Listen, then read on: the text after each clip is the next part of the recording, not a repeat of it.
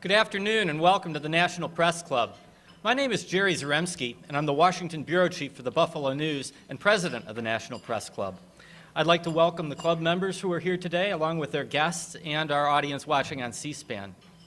We're looking forward to today's speech, and afterwards I'll be asking as many questions as time permits. Please hold your applause during the speech so that we have as much time for questions as possible. And for our broadcast audience, I'd like to explain that if you hear applause during the speech, it may be from the guests and members of the general public who attend our speeches and not from the working press. I'd now like to introduce our head table guests and ask them to stand briefly when their names are called.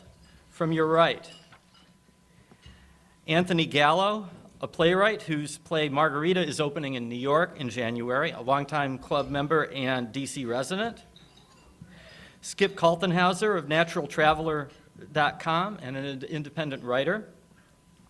Nancy Shia, freelance photographer and member of the Press Club's Photography Committee, and someone who has been elected as a DC Advisory Neighborhood Commissioner from Adams Morgan.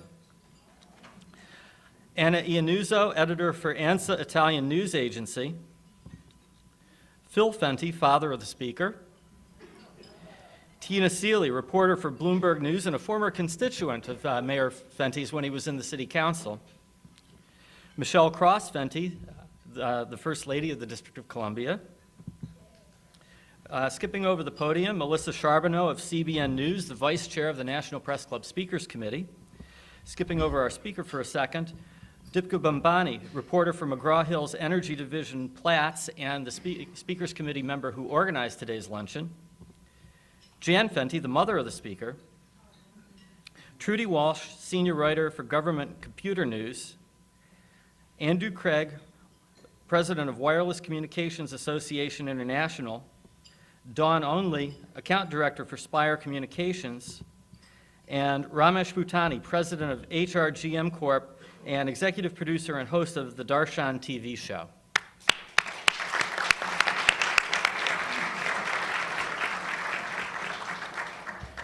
The neighborhood where I live, the historic Logan Circle area about a mile northeast of the White House, has undergone many changes in the decade that I've lived there. And one of the most unusual came in early 2006 when, on weekend days, I suddenly noticed hordes of fresh-faced young people wandering the streets all clad in green. They appeared out of nowhere, it seemed, but they were everywhere all of a sudden. Outside my door whenever I left. Always asking me the same question: would I vote for Adrian Fenty for mayor of the District of Columbia? Those enthusiastic young volunteers and the candidate they loved inspired thousands of district voters in 2006, enough to elect the former city council member in a landslide as the city's youngest mayor ever. Mayor Adrian Fenty, our speaker today, came to office promising change, and there's no doubt he's delivered. For one thing, he doesn't wear bow ties. For another, BlackBerry in hand, he's taken control of the city government and implemented the best practices of other cities in hopes of giving district residents the best possible local government. And perhaps most importantly of all, Fenty pushed fiercely ahead with his top priority, improving the DC public school system. He appointed a new schools chancellor and worked to reduce the power of the DC Board of Education and increase his oversight of the city's public schools. Fenty has said many times that he believes in public schools, that several Nobel Prize winners went to public school, that public school students can learn to improve their lives and the city around them. But sometimes the problems of DC's public schools seem as intractable as they are implausible. For years, the district had trouble getting textbooks to its students. The latest figures show that 2/3 of the city students have low reading and math scores. And the mayor's office got 700 complaints about problems in the schools this summer alone. Together with his new schools chancellor, Michelle Rhee, Fenty has taken to addressing all those problems with the same diligence he pays to all those emails he gets on his BlackBerry. He says the schools should be held accountable for their performance. And given that his address today is called Mayoral Accountability in Education, it seems he wants to be held accountable as well. Mayor Fenty, welcome to the National Press Club.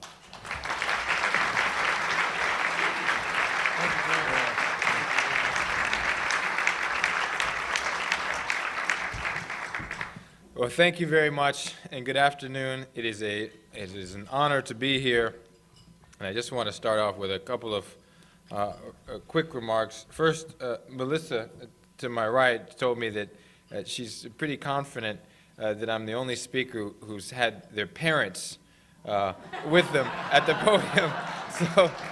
So with that in mind, can we give a round of applause to the people who've known me from the beginning? My parents.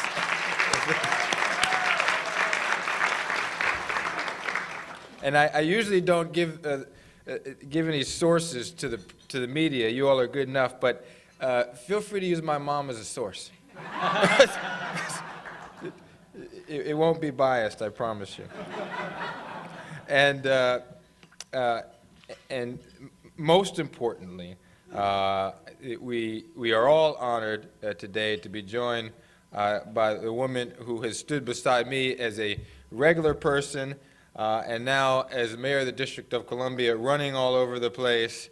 And she not only makes sure that that the house and the household are kept well, but she's the attorney up the street at Perkins Coie, the mother of our twin boys, and she does an amazing job as the First Lady of the District of Columbia, Michelle Cross-Fenty.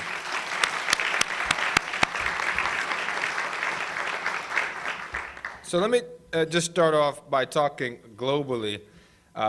If you look around the country, we were just talking about Buffalo, New York, and Mayor Brown up there, who's a new mayor and doing great things for the residents of Buffalo. But it really is an exciting time in the country. There are new, energetic mayors in places like San Francisco, Atlanta, Denver, you name it, who are really taking a real private sector approach towards running their cities. And when I say private sector, I really mean just getting down to business, real efficiency, holding people accountable, and focused on nothing more than results for the taxpayers. And I think it's having the type of renaissance in the country that people realize who live in the cities, and may realize outside, but probably hasn't been talked about in a historical perspective, as it probably soon will be. Here in Washington, D.C., you see the revitalization. We literally just left the Anacostia River, where Forest City Development is going to build, I think it's a $1.5 billion development right next to the new baseball stadium. Earlier this week, we were at the Harmon Shakespeare Theater, which is an $89 million project. And all around the city, from residential neighborhoods to downtown, you see the type of investment in energy that didn't exist 10 years ago in Washington, D.C., and didn't exist 10 years ago probably in major cities from New York to Chicago to Los Angeles.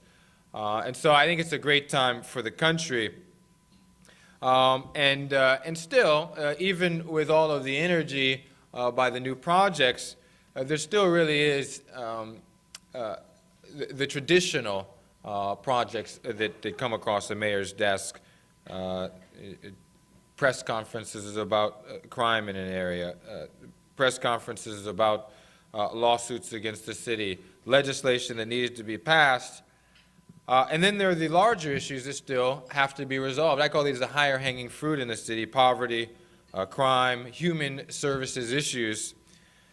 And in the District of Columbia, we, of course, as most people here know, continue to lack voting representation in Congress, which is just up the street, by the way, despite the fact that we all pay federal taxes and have done so for 200 years.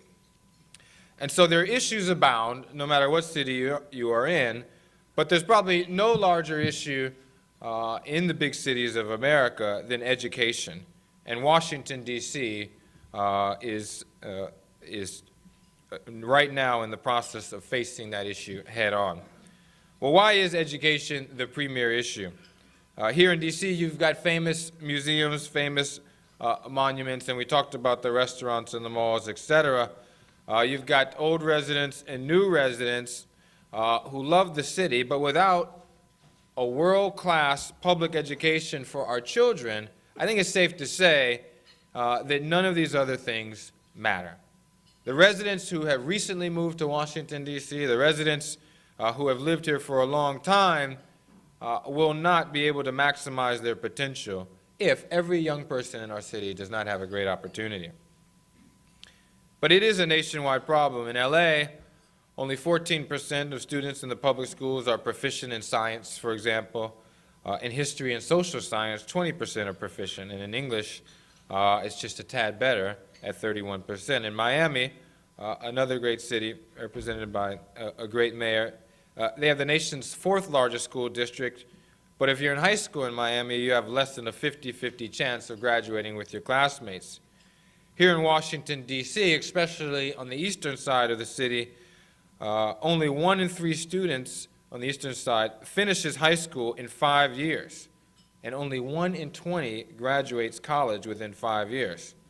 So, for a group of this size, that means that only a handful or 2 of us would have graduated college within 5 years. It would mean that all of us, the professions that we have, journalists and otherwise, would not be in those professions today. And this has great implications on the future of a city like Washington, D.C. If your parents and grandparents don't finish high school, I think everyone is aware, it's likely that the grandchild or child will not as well.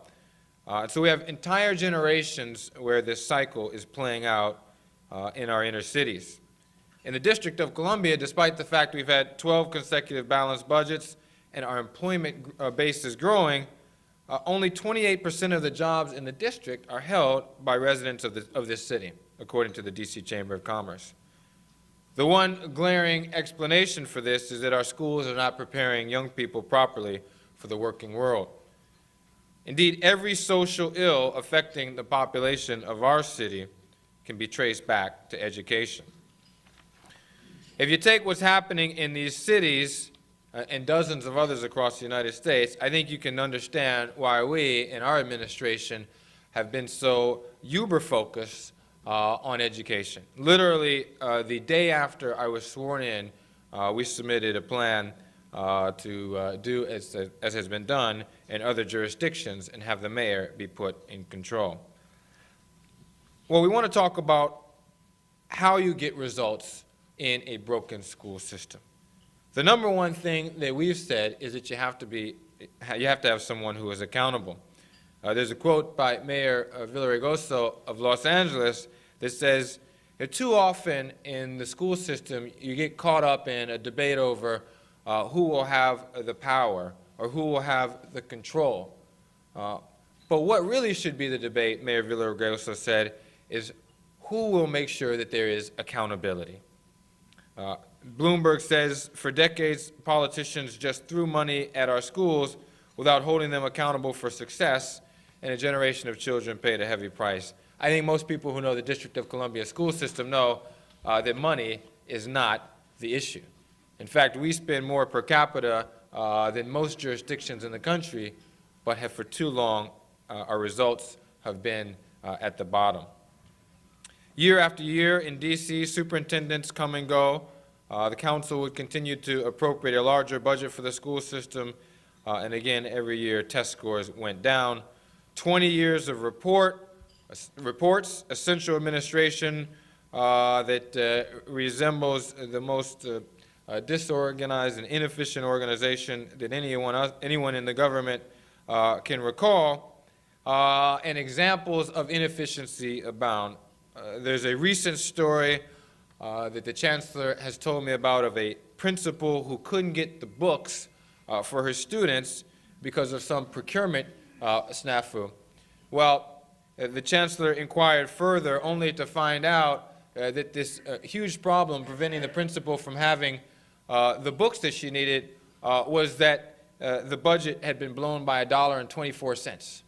Well, the chancellor said, well, how in the world could we then not get the schools merely because we're over the budget? And of course, she was told, as has probably been the custom for decades, that those are the rules.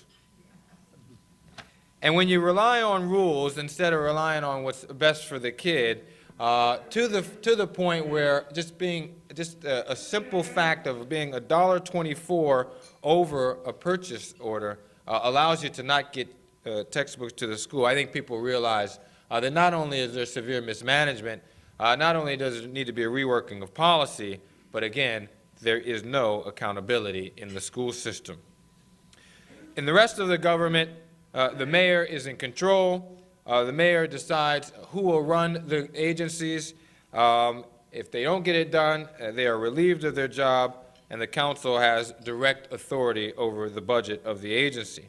So we decided that if we were going to mirror some of the progress that you've seen in other agencies, and my predecessor deserves a tremendous amount of credit for that, that we would have to have the same type of accountability in the District of Columbia Public Schools, and that would be that the mayor would have to be in control. Now, the good thing for us is that we are essentially the fourth big city in this country to go with mayoral control, going all the way back to Mayor Tom Menino 15 years ago, who first tried the approach, and then coming along to Mayor Daley in Chicago and then Mayor Bloomberg in New York. All were initially criticized. I think that they also were all thought to have been committing political suicide. But if you look at the results of mayoral control, I think you see why it makes sense for Washington, D.C. In Chicago, when Richard Daley faced a $1.8 billion deficit, he also was able to correct that within a few short years and now operate in the black. He was able to start things that would have been unimaginable under a political school board. Mandatory homework, ending social promotion. Of course, in the District of Columbia, a huge majority of our kids can't read by the time they're in the third grade, but continue to be promoted. It's inspiring that jurisdictions like New York and Chicago have been able to say, we are going to stop this process and people are going to be held accountable. In New York, they've raised graduation rates 20% in a school system that's 20 times the size of the District of Columbia, in addition to raising test scores. And as Joel Klein were standing here today, I think one of the things that he would emphasize is that the greatest increases have been amongst the minority children in New York City, African American and Latino youth who had the farthest to go.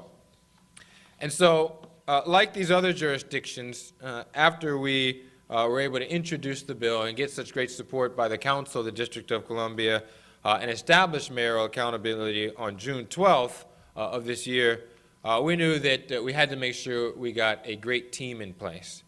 And all throughout the district government, I'm here to say you will find the best and the brightest. But when you're trying to turn around a school system that's had decades of neglect, I think it's safe to say that even the best and the brightest wouldn't do. We had to find the best, the brightest, and then some. Luckily, we already had on board Victor Reynoso, who's not only been on the school board, but is a real reformer in education. We had a great state superintendent of education, Deborah Gist, and we found the #1 facilities person in the city, Alan Liu, who had built a convention center in New York, a convention center in Washington, D.C., and was well on his way to building the new baseball stadium here in the nation's capital, and convinced him to take the facilities job, knowing that the facilities nightmares of our school system are like so many other urban school systems where there's just been no maintenance, and the deferred maintenance are now a big capital problem. But at the top of our school's hierarchy is the chancellor position. And in choosing this position, we actually went with someone who I think most people would refer to as a non-traditional candidate, Michelle Rhee. And we chose Michelle because of her management acumen, because she had been a teacher herself and started a program called the New Teacher Project, which essentially made sure that urban jurisdictions got some of the best and brightest teachers who were looking to come into school systems. But more than anything, I think what Michelle represents is a real building on what was done in Boston and Chicago and New York. There they also, I think, most often looked at people who were not from the traditional ways of finding chancellors, non-traditional candidates. But Michelle is the first chancellor to run a big city school system who's actually from the front lines of the reform movement herself. Having been in Teach for America and being part of, I think, a new generation of people in this country who want to tackle education and who want to do so by going against the grain, it really is a real movement and a real boost to the reform movement to now have one of those quote-unquote outsiders or frontline reformers actually running a public school system.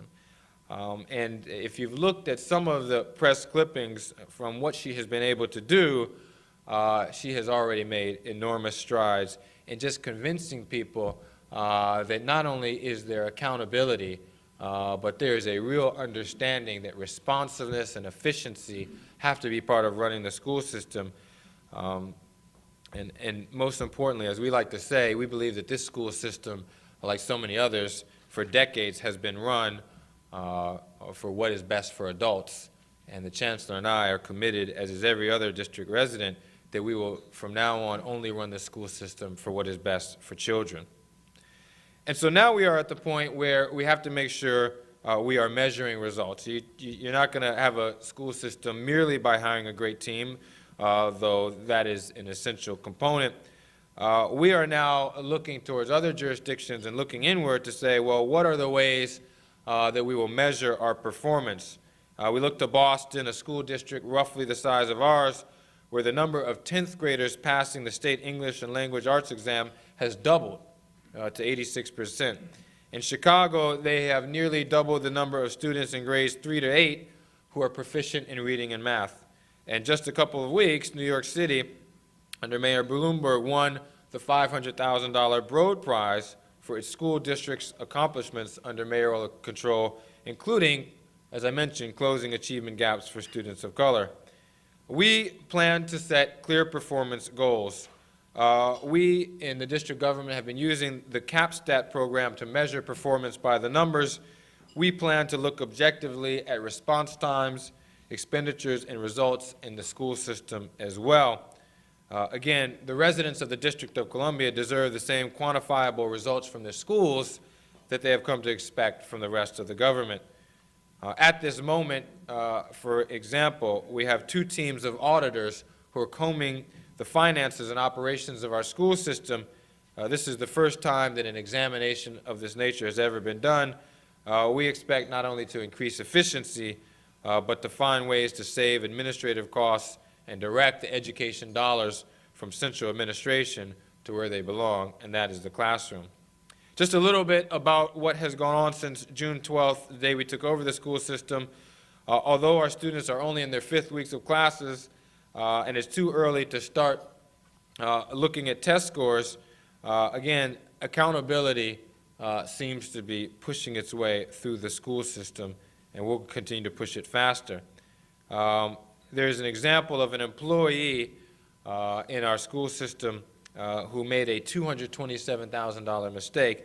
Essentially, a lot of you know that in these legal cases where people take on the school system and say that the young person doesn't have, their child doesn't have all of the resources they need in the schools, that if the school system doesn't provide those resources, then the child can go to a different school. Well, one of our employees didn't even bother to respond to the initial legal filing, and we found that that happened in a couple of different instances. We found out that the school that the young person was eventually transferred to, because of the employee's mistake, cost $227,000 a year. And so in an effort to show accountability, and something that has been a hallmark of Chancellor Reese since she took over, that employee no longer has their job. We have hired 425 new teachers and 20 new principals and paid them on time. We've created a new system to keep track of textbooks and deliver more than 97% of them to the classrooms on time. Again, these two things at the very least sound like the basics of a school system, but if you know urban education, you know that paying teachers on time and getting textbooks to kids on time, unfortunately, seems like it rarely happens. We've scanned and filed more than 4 million disorganized confidential personnel documents. When we arrived in the school system on June 12th, our personnel office literally had the files strewn all over the floor. Not a good way to make sure you pay people on time or to even know if the people who you're paying actually report to work. We've fixed up hundreds of classrooms in almost half the schools with both public and private investment, built 6 new athletic fields, and provided new uniforms for every high school team. And later this afternoon, we'll be releasing new findings and recommendations about how to finally right-size the structural weaknesses in our central administration. We'll have a list of employees and how much money they make, as well as how much money are on leave. We'll stop losing money on food service. We'll cut spending on utilities and security without cutting services. And we'll have a list of the system's contractual obligations for the first time. And again, while these basics may sound like something that should have been taken care of a long time ago, we are here to say that we agree. But the fact of the matter is, under the old system of doing things, they were not resolved, but they will be under mayoral control. President John F. Kennedy once said, "Many months of sacrifice and self-discipline lie ahead, months in which both our patience and our will be tested, months in which many threats and denunciations will keep us aware of our dangers." President Kennedy was, of course, talking about the Cuban Missile Crisis. The schools may not measure up to that national fiasco, but as Kennedy concluded, he said the greatest danger of all would be to do nothing. As we go into the next couple of weeks and months and years in the school system, we know that making the tough decision will not be well received by all. There will be lots of pushback. There will be people who literally have made their careers on doing things the way things have always been done. So it will take courage on behalf of the Chancellor and the administration, the Council of the District of Columbia, but also on behalf of the residents of the District of Columbia to say that we know there's pushback, but we want to see this administration push ahead. So what does the future hold for the District of Columbia Public Schools? Every classroom should be in excellent physical condition with state-of-the-art equipment. Every teacher and principal should have access to top-notch professional development opportunities. The central administration, whether dealing with its own employees or with parents, should have a customer service approach, and children should have appealing, nutritious choices for breakfast and lunch. We will bring more of our students with special needs back into the classrooms of their neighborhood schools, keeping them a part of their own communities. We'll raise test scores and graduation rates. We'll keep working aggressively with nonprofits like the Gates Foundation to double the number of students in the class of 2010 who graduate from college, and triple the number for the class of 2013. Ladies and gentlemen, nearly 600,000 residents of the capital of the greatest democracy on earth depend on my administration to do this job every day. With their support, patience, and everything else, I'm confident that the District of Columbia Public Schools will be a shining example for the rest of the nation and for the rest of the world, a place where the promise of a bright future belongs to every student and where every child has a chance to succeed. Thank you very much.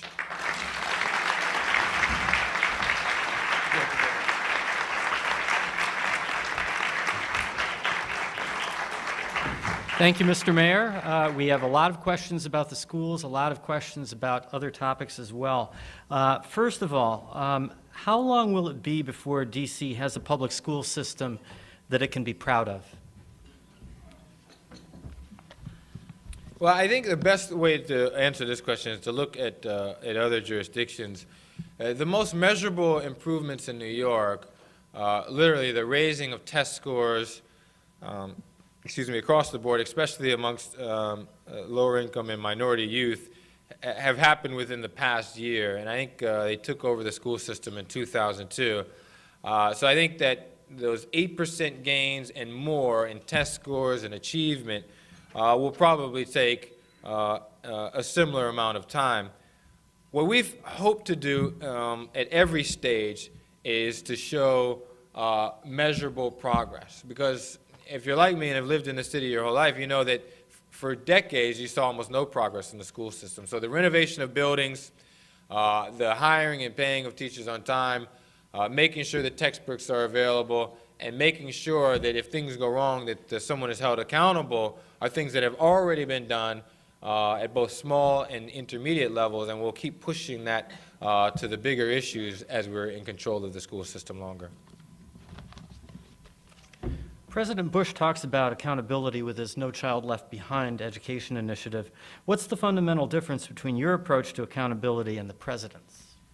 Yeah, I mean, I think the president has some similarities in that, you know, they want to hold schools accountable in the No Child Left Behind Act, and it makes sense. I think if a school is underperforming, then you need to have a private sector approach. You shouldn't keep that school running. You should find a way to either reconstitute it or find a school that is working in the system and strengthen that one. The difference, of course, I think, is in the implementation, where No Child Left Behind, I think, will move on the broader, more federal level. We can do it on the ground. We can make immediate changes even before a school gets to be non-performing and has to be closed down or reconstituted, though we think that that's an important component to running an urban school system in the 21st century as well. Should parents be held accountable for the performance of their children in school? And if so, how does one do that? Well, I think the best approaches I've heard of to really trying to get parents more involved in the school system is really to do it more with the carrot. When I was on the council, people kind of batted around various ideas to give a stick to parents, but it never really got anywhere. Contrast that with Miami under Superintendent Rudy Crew, where they've established these parent academies that are set up after school in so many areas of Miami, and the parents come in, get not only trained and taught about how to supplement what's happening in the school and during homework, not only are taught classes themselves, but really taught the essential ingredient for any parent who has a kid in any school system, private or public, and that is to be more demanding, to really push the principals and teachers, mayors and chancellors to do more with their children and more with their children's education. So we're kind of looking more at that parent academy model that they've had successful in Miami and other places. How important are preschool and after-school programs to ensuring the success of public school students? I would say critical. I think both in the academic world and in the quote-unquote real world, we've seen how early childhood education makes all the difference in the world. And here in Washington, D.C., the failure to make sure that young people learn to read at an early age, learn the other basics of education, it has drastic results. So a child who can't read by the time they're in the third grade never will probably catch up, and we have to reverse that immediately. And I think it starts by emphasizing early childhood education. Are there any areas where the D.C. schools are working well? If so, why? Sure. There are, and yeah, I graduated from D.C. public schools, as did tons of other people who I think you would qualify or categorize as successful. So there are a number of successful teachers, a number of successful principals, and even successful schools. But even in the success stories, the problem of accountability still remains. So if you take a school, for example, like Horace Mann or Banneker, that not only are some of the top schools in the region, but top schools in the country, if you go talk to the principal or teachers of those schools, you'll find that there's just far too many no's coming out of central administration. And what do I mean by that? Well, if the principal wants to set up some new program that makes sense to them and how they can continue to improve test scores and do well, the central administration very quickly and eagerly finds a way to tell them that they can't do that. And we really see our responsibility both in the areas of our school system where things aren't working well, and even where they are, to find ways to get to yes, to find ways to enhance the principals' creativity, ingenuity, and to give them the flexibility they need to succeed. How have DC charter schools shaped your initiatives for the public school system, and do you see their influence expanding in the future? So I think the charter schools are probably more reflective of how school systems were originally thought to work. I don't think that anyone ever envisioned that a central administration would become as big, as bloated, and as bureaucratic as it has in some of these big cities. Someone said while we were going through the school reform debate that the goal of an urban school system should be not to have a system, should not be to have an excellent school system, but rather to have a system of excellent schools. And so how that plays out is that you should not try to have a cookie-cutter approach, that you can have an excellent school like School Without Walls, that's very different than an excellent school like Banneker in our system. And I think that's where the charter schools have gotten it right. And I think Bloomberg has taken the right approach. You don't ever want to get into this thing where it's either or. You can have successful charter schools and you can have successful traditional public schools. Do you believe the fix for a broken school system in DC should include a plan for school vouchers? Why or why not? Well, I'm not a traditional voucher proponent. We have a voucher system here in the District of Columbia that was established under my predecessor. There are kids in the program who are relying upon it, and I have every expectation that it will be renewed in the out years. But suffice it to say, our focus is 100% on making our public school system work for everyone. Do you plan to implement greater security measures to protect students and teachers? Well, if this means security in the traditional sense, absolutely. We have to do so. You cannot have schools where people feel unsafe, whether they are a child going there, a parent picking up their child, or certainly a teacher. And we have a lot of good ideas. I think some of the best practices here rely somewhat and partially on law enforcement, and we've got law enforcement running our schools. The Metropolitan Police Department is in control, and they're going to keep doing a good job and keep improving. But there's been a real movement to get peer mediators into the schools, and we really support that program. Here in Washington, D.C., we have a recreation program called Roving Leaders. We have nonprofits like a group called the Peaceaholics, which come from the same life experiences of many of our quote-unquote troubled youth, and I think we'll connect with them more than a mayor or a chancellor, or certainly more than a police officer ever could, and steer them in the right direction. So I think it's both a law enforcement issue as well as it's a peer mediation and peer intervention issue. 3 contractors were fired yesterday, but the school's project managers, who were also blamed, were reassigned rather than fired. Why? Yeah. So one of the 2 things that we're working on right now in real time is legislation that would allow the chancellor and the school's facilities director greater flexibility in holding people accountable.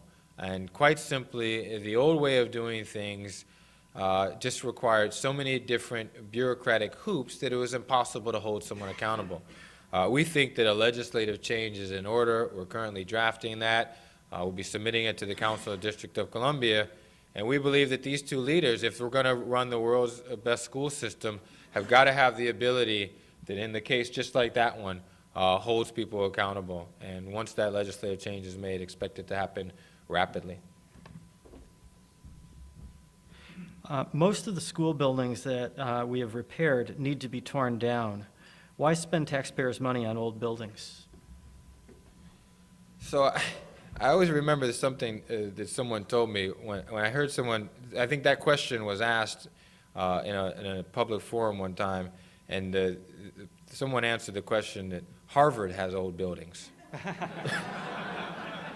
And what I think they mean by that is just having an old building doesn't mean that it needs to be torn down. What you need in old buildings is they need to be maintained, and they need to be given care, and that is what has been missing from this school system. I suspect it's the same in urban school systems around the country.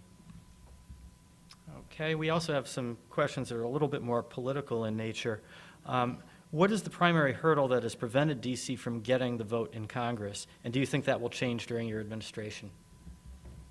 Well, it's hard to pick just one thing that has prevented the city from getting the vote. You know, as I look to the vote that the Senate fell short on last month, I saw the ability to get to the point. We got 57 votes for the Davis-Norton bill that would have given us the full vote in the House of Representatives. I saw that as a real confluence of so many different positive things. We had great media focus on the issue. The citizens of the city really pushed hard, especially through the DC Vote Organization. The council and the mayor, both my predecessor and the current council, tried to work very hard to make sure that they understand it as the priority of the local officials. And then you just had you really did have bipartisan support, not enough at the end in the Senate, from the Republicans, and even a couple Democrats fell short. But I think we've got great momentum. I was on the floor of the United States Senate when they took the vote, and I really just say, in my honest opinion, I think that there were more votes there than 60. But everyone knows how legislatures work, and there's a lot of arm twisting, et cetera. And what we have to do now is both kind of prevent the arm twisting, try to reverse it, and then also look to the next elections in next fall as a way to build on those 57 votes. Have you talked to Speaker Pelosi or Senator Reid about putting the voting issue on a must-pass omnibus spending bill? Just an idea. Right. Someone knows the legislative process. I will. Oh. I think we have some news there. Someone who also may know the legislative process asks, won't the possibility of district residents getting congressional representation ultimately be determined by amending the U.S. Constitution? Why not pursue that instead of the approach you're taking now? Yeah, well, the House of Representatives can be added to without a constitutional amendment, and there are legal scholars who have opined on this, especially on the right, people like Ken Starr and others. So we thought this is a great approach for right now in the District of Columbia, and I don't think that it means that there's not a right approach for getting the full franchise. And I think most people do realize that to get to full statehood, it is going to have to take a constitutional amendment, and we think that should happen as well. But we thought that there was real merit in the fight for the voting member of the House of Representatives, and we'll keep pushing for that as well. The Supreme Court is planning to take up the issue of whether D.C.'s gun law is unconstitutional. What would or could your administration do if the court finds that the law is unconstitutional? Okay, so if the Supreme Court either rejects our petition to hear the case, or if they agree with the lower court, then just factually, it will be up to the local government to write a law that complies with the lower court's ruling. What the lower court found, which flies in the face of almost constitutional interpretation for 100 years, is that the Second Amendment applies to individuals. The Supreme Court has held itself that the Supreme Court, that the Second Amendment only applies to state militias, and that any jurisdiction, if they want to give individuals the right to carry handguns, they can, but that there's no constitutional right. And so we're going to argue that case. We're confident we'll win, but hypothetically, if it didn't go our way, we'd have to write a law that would allow people to have handguns inside the homes. It's important to note that the lower court said nothing about handguns in public or in the streets of the District of Columbia, only allowed for them to be held in the home. And of course, that law has not been overturned, so right now handguns are still illegal everywhere, including inside the homes. In light of the heated debate over illegal immigration, how have your views developed on whether D.C. should become a sanctuary city? Yeah, to be candid, there really just has not been a lot of discussion on this issue. We probably need to have that discussion and debate, but it hasn't happened yet, not since I've been mayor. You have endorsed Barack Obama for president. How involved do you plan to get in his presidential campaign? Well, we've already tried to raise the profile of the senator here in the District of Columbia and in other places where I think people pay attention to the issues of the city and urban issues in general. I think the short answer is when you get in a campaign, you do everything possible to win. And so count me in on the doing everything possible category. Why isn't he doing better in the polls? That's a take apart. So I talked to the senator over the past month. I think that presidential campaigns, unlike a campaign like the one I ran, is a very focused, strategic campaign. And we are now in October. The primaries are still months away. I think people expect not only for there to be a shift, but for exposure to really grow over the coming months. And I think even though in Washington, D.C., Senator Obama's name is a very big name, across the country, in the heartlands of the country, he's still working on building the name recognition. I think that now the time between October and the first primaries early next year, I think you're going to see his name recognition grow exponentially, and then that gap will close. We also have a lot of questions about city operations. Starting with this, Washington has been listed as the 66th city in the nation in terms of foreclosures, with over a 400% increase since July 2006. What proposals are on your plate to work on this problem? You know, I know that our Attorney General is working both on the foreclosure issue and predatory lending. For whoever asked that question, expect there to be an announcement about how we can go after people who are preying on our residents, especially our lower income and senior residents, within the coming weeks. When the city moves on absentee landlords demanding payment and fines imposed for health and safety violations, what safeguards are there for the tenants of those buildings? Yeah, I think this situation is a real situation where this city has to be careful and not cracking down on a landlord to kick everyone out who lives there, and then the landlord kind of gets to, in the future, sell the property. So what we have tried to do, there's money available, and then there's laws available to make sure that if a property is not being kept up, and the landlord won't do it, that the government will step in, fix the property up with dollars that have been appropriated, and then put a lien on the property owner, rather than saying it doesn't meet code, so everyone has to move out, and then of course they would find another place, and eventually the landlord would sell it at a higher price. That's the way we're trying to preserve affordable housing in the city. How can we make the process of getting building permits easier and getting rid of the bad reputation that the district has for allowing people to get building permits? It's a great question. One, management. Our new director of our permits office, Linda Argo, is first rate, and she is steadily moving through the bureaucracy and weeding out people who don't understand that you have to get people's permits issued and you have to get inspections done within a matter of hours and not months.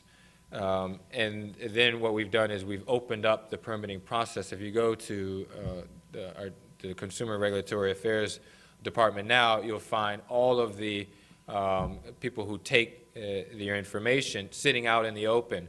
And so you don't have to worry about what's happened once you file something behind the walls of the agency. So that's a private sector approach. And then three, last month we announced that even more of the applications, permits, licenses, et cetera, can be done online. And we hope to move towards a stage where upwards of 70% of the things that need to be done at the permits office can be done online and quickly. This question comes from someone who obviously disagrees on the building permits issue. Many of our city's landmarks have been destroyed and more are marked for demolition. What will you do to keep our city's character when giant projects are taking over the city? Yeah, I think that we do have a historic preservation process. As many know, a lot of the neighborhoods in this city have been around for a long time and are unbelievable, and we do have a historic designation process for a whole neighborhood. And that, in large measure, will help protect those neighborhoods. It doesn't apply across the city, and so in other places, what we're trying to do is to make sure that restrictions on the ability to build over a lot or too tall in an area will hopefully preserve the architectural quality of the neighborhood. And our planning director is actually looking just to see if there's any other ways that we can continue to preserve the community and to really support a lot of the developers in the area who are very conscious of the historic importance of the city's neighborhoods. So we've got a great planner. She's coming forward with more ideas, and we'll be rolling them out.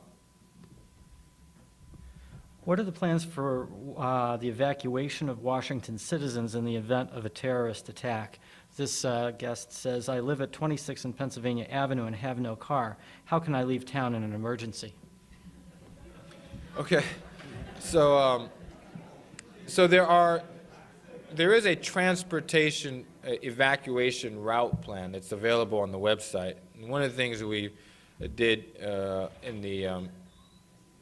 in last month was to commit to making sure that we revised that to kind of look at the situations that have happened since September 11th, Katrina being the biggest example of that. And our Homeland Security EMA director is doing that right now. We expect to release it sometime in October. But what's important about places like the District of Columbia, that it is probably just as important to prepare to have shelter in place as it is to evacuate to some other shelter. It's very likely that the safest place that you'll find is where you are right when a disaster occurs. And so what some other big city mayors like Gavin Newsom of San Francisco have done is to establish a real intense effort to alert people about what is needed to shelter in place. And those are pretty much the supplies, resources, and information you need in the first 72 hours after an emergency. So I just stole and copied Mayor Newsom's idea about his website, 72hours.org. And our chief technology officer is going to do a website exactly like that, and then we'll put brochures together that have the same information, pass it out to as many places as possible. And one thing people don't realize is that I know people criticize WMATA a lot, and you know that they have to defend themselves. They're a big transit organization. But one of the things they did right was they kept the trains going during the September 11th the terrorist attacks, and that goes right to your question. That would have caused an amazing amount of gridlock had they not done so. So it was a good decision. When will your administration make a decision on whether to put meters in DC cabs? October 17th. This year. Okay, good. Wow, more news. How concerned are you about a potential lack of parking at the new baseball stadium? Well, it's on the top list of things that we're working on. We're trying to do two things. One, to promote mass transit, to promote to people actually just not even driving to the stadium, but using the 3 subway lines that are around the National Stadium. And then we are working to find new ways to get lots available. We're almost there. Roughly, we're at a point where everyone who has been going to Nationals games and parking could find a place to park around the area, but we want to increase it just in case. And of course, we fully expect that even more people will be going to the games on average as they continue to do even better. When will you decide on the developer for the new soccer stadium? I think that question is probably more deciding on the developer for the Poplar Point site, and that will, the responses to the RFP are due in October, and I'm pretty sure there's a 45-day window that the administration then has to decide on what is the best use for Poplar Point. Now, the tie-in to the soccer stadium is that there was a prior proposal to just sole source the land for that purpose. We decided that 70 acres on the Anacostia could only be developed after vetting it out and getting great ideas from a lot of different developers. We expect many of those will probably propose a soccer stadium, and if that is what's best for that area and for the people of the city, then that's what we would decide. What's the ultimate answer to the low water pressure problem in the district, which is hampering the efforts of firefighters? Yeah, the short answer is to get larger pipes. Actually, the pipes are old; they're 6 inches. In some of the newer parts of the city, the pipes are 20 inches. And I mean, you don't have to know anything about anything to know that a 20-inch pipe is going to move 3 times as much water as a 6-inch pipe, and we've got to make it happen faster, and we will. We are almost out of time, but before I ask the last question, we have a couple of important matters to take care of. First of all, let me remind our members of our future speakers. On Monday, October 8th, Congressman Dave Obey of Wisconsin will discuss the showdown over the federal budget priorities. On October 10th, Robert Zoellick, president of the World Bank, will be here to discuss an inclusive and sustainable globalization. And on October 18th, Lynn Cheney, wife of the vice president, will be here to discuss Blue Skies, No Fences, her soon-to-be-released memoir about growing up in the years after World War II and the 1950s. Second, we have a lot of traditions here at the National Press Club, including the presentation of our plaque to our speaker and the much-coveted National Press Club mug. Wonderful. Wow.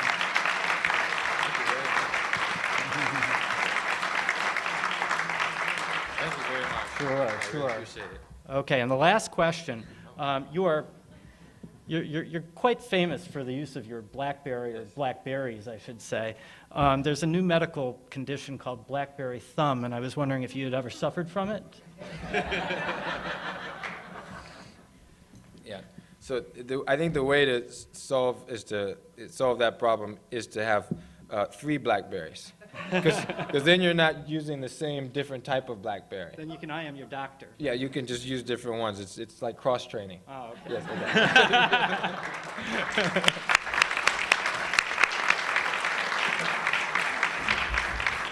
Thank you very much, Mayor Fenty. I'd like to thank all of you for coming today. I'd also like to thank National Press Club staff members Melinda Cook, Pat Nelson, Joanne Booz, and Howard Rothman for organizing today's lunch.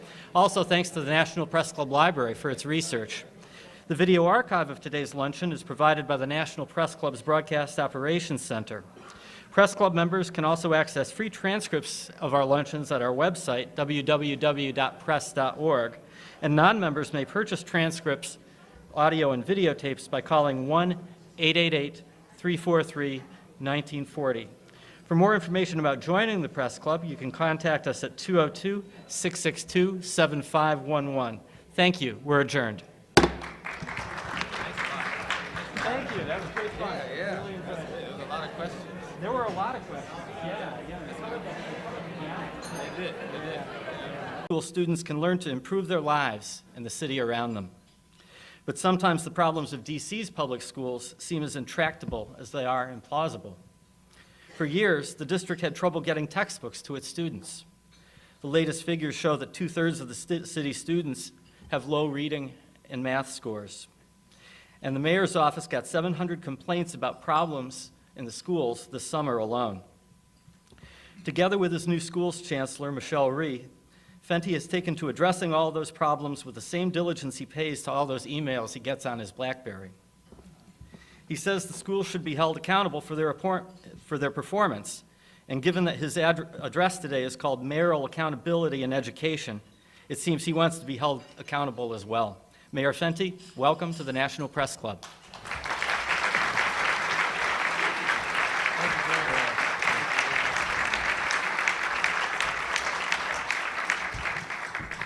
Well, thank you very much, and good afternoon. It is an honor to be here, and I just want to start off with a couple of quick remarks. First, Melissa, to my right, told me that she's pretty confident that I'm the only speaker who's had their parents with them at the podium.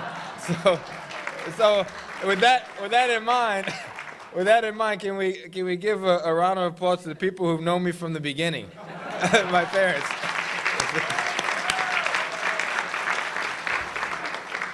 And I usually don't give any sources to the media. You all are good enough, but feel free to use my mom as a source. It won't be biased, I promise you. And most importantly, we are all honored today to be joined by the woman who has stood beside me as a regular person and now.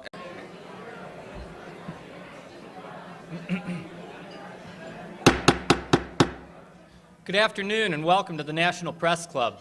My name is Jerry Zaremski, and I'm the Washington Bureau Chief for the Buffalo News and President of the National Press Club. I'd like to welcome the club members who are here today, along with their guests and our audience watching on C-SPAN. We're looking forward to today's speech, and afterwards I'll be asking as many questions as time permits. Please hold your applause during the speech so that we have as much time for questions as possible. And for our broadcast audience, I'd like to explain that if you hear applause during the speech, it may be from the guests and members of the general public who attend our speeches and not from the working press. I'd now like to introduce our head table guests and ask them to stand briefly when their names are called. From your right, Anthony Gallo, a playwright whose play Margarita is opening in New York in January, a longtime club member and D.C. resident. Skip Kaltenhauser of naturaltraveler.com and an independent writer. Nancy Shia, freelance photographer and member of the Press Club's Photography Committee, and someone who has been elected as a D.C. Advisory Neighborhood Commissioner from Adams Morgan. Anna Iannuzzo, editor for ANSA Italian News Agency. Phil Fenty, father of the speaker. Tina Seeley, reporter for Bloomberg News and a former constituent of Mayor Fenty's when he was in the City Council. Michelle Cross Fenty, the First Lady of the District of Columbia. Skipping over the podium, Melissa Charbonneau of CBN News, the Vice Chair of the National Press Club Speakers Committee. Skipping over our speaker for a second, Dipka Bambani, reporter for McGraw-Hill's Energy Division Platts and the Speakers Committee member who organized today's luncheon. Jan Fenty, the mother of the speaker. Trudy Walsh, senior writer for government. As mayor of the District of Columbia, running all over the place, she not only makes sure that, that the house and the household are kept well, but she's the attorney up the street at Perkins Coie, the mother of our twin boys, and she does an amazing job as the First Lady of the District of Columbia, Michelle Cross Fenty.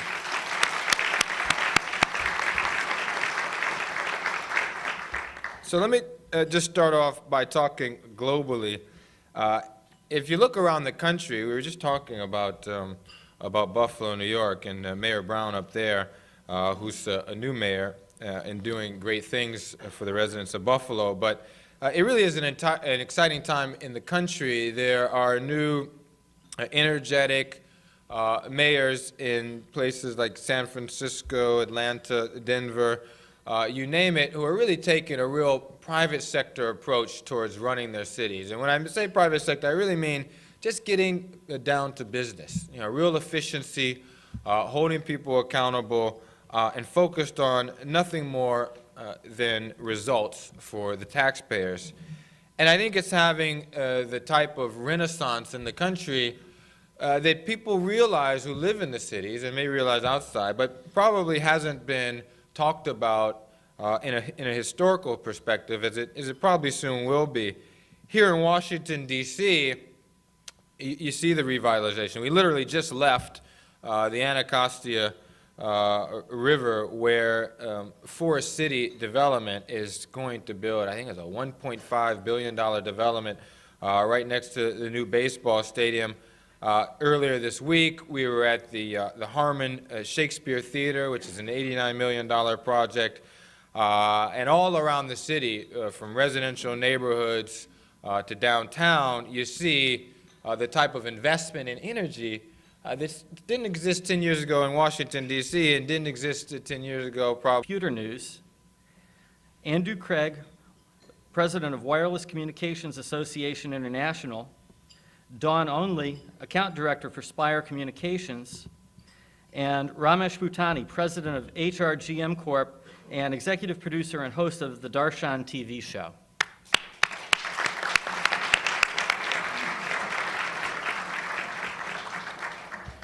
The neighborhood where I live, the historic Logan Circle area, about a mile northeast of the White House, has undergone many changes in the decade that I've lived there.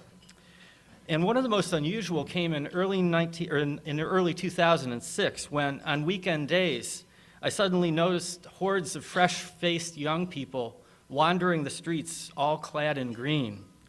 They appeared out of nowhere, it seemed, but they were everywhere all of a sudden. Outside my door, whenever I left. Always asking me the same question: would I vote for Adrian Fenty for mayor of the District of Columbia? Those enthusiastic young volunteers and the candidate they loved inspired thousands of district voters in 2006, enough to elect the former city council member in a landslide as the city's youngest mayor ever. Mayor Adrian Fenty, our speaker today, came to office promising change, and there's no doubt he's delivered. For one thing, he doesn't wear bow ties. For another, BlackBerry in hand, he's taken control of the city government and implemented the best practices of other cities in hopes of giving district residents the best possible local government. And perhaps most importantly of all, Fenty pushed fiercely ahead with his top priority, improving the D.C. public school system. He appointed a new schools chancellor and worked to reduce the power of the D.C. Board of Education and increase his oversight of the city's public schools. Fenty has said many times that he believes in public schools, that several Nobel Prize winners went to public school, that public school in major cities from New York to Chicago to Los Angeles. And so I think it's a great time for the country. And still, even with all of the energy by the new projects, there still really is the traditional projects that come across the mayor's desk. Press conferences about crime in an area, press conferences about lawsuits against the city, legislation that needed to be passed. And then there are the larger issues that still have to be resolved. I call these the higher hanging fruit in the city: poverty, crime, human services issues. And in the District of Columbia, we, of course, as most people here know, continue to lack voting representation in Congress, which is just up the street, by the way, despite the fact that we all pay federal taxes and have done so for 200 years. And so there are issues abound, no matter what city you are in, but there's probably no larger issue in the big cities of America than education. And Washington, D.C. is right now in the process of facing that issue head on. Well, why is education the premier issue? Here in D.C., you've got famous museums, famous monuments, and we talked about the restaurants and the malls, etc. You've got old residents and new residents who love the city, but without a world-class public education for our children, I think it's safe to say that none of these other things matter. The residents who have recently moved to Washington, D.C., the residents who have lived here for a long time will not be able to maximize their potential if every young person in our city does not have a great opportunity. But it is a nationwide problem. In L.A., only 4